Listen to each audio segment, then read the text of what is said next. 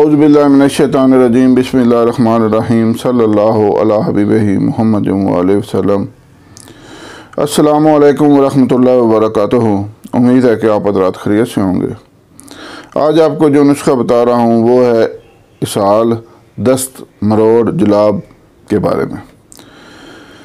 इस बीमारी के कई नाम हैं और ये मरीज़ को बिल्कुल कमज़ोर कर देती है। अगर ज़्यादा अरसा रहें तो मरीज़ की हड्डियां तक नज़र आने लगती हैं, गाल पिचक जाते हैं, आंखें अंदर को धंस जाती हैं और मरीज़ बस मौत की कगार तक पहुंच जाता है। तो आपके लिए आज मैं इंतहाई मुफीद नुस्खा लेकर आया हूं इसके लिए। तो इससे पहले गुजारिश है कि चैनल को सब्सक्राइब कर लें, शेयर करें ताकि दूसरे लोगों तक भी पहुंचे और वो फ़ायदा उठाएं और मेरे और आपके लिए सदका जारिया बने। तो नुस्खा समात फरमा लें। हिंग, हीरा हिंग, काफूर और सुरख मिर्च।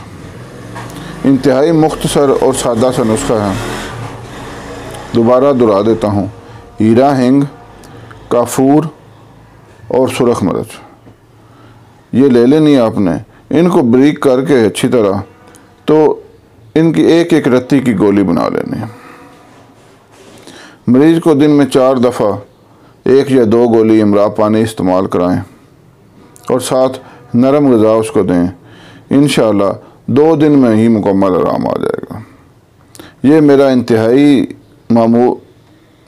यानी मतलब का चलता हुआ नुस्खा हम मरीज़ों को इस्तेमाल कराते हैं और वो अल्हम्दुलिल्लाह इससे शिफा पाते हैं। आज सोचा कि आपको भी ये बता दूं। ये आसानी से घर में बन जाने वाला नुस्खा है।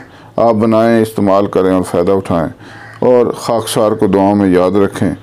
चैनल को ज़रूर सब्सक्राइब करें और शेयर कर दें ताकि ये मुफीद नुस्खा दूसरों तक भी पहुंच जाएं और वो इससे फ़ायदा उठा सकें। अल्लाह हाफ़िज़।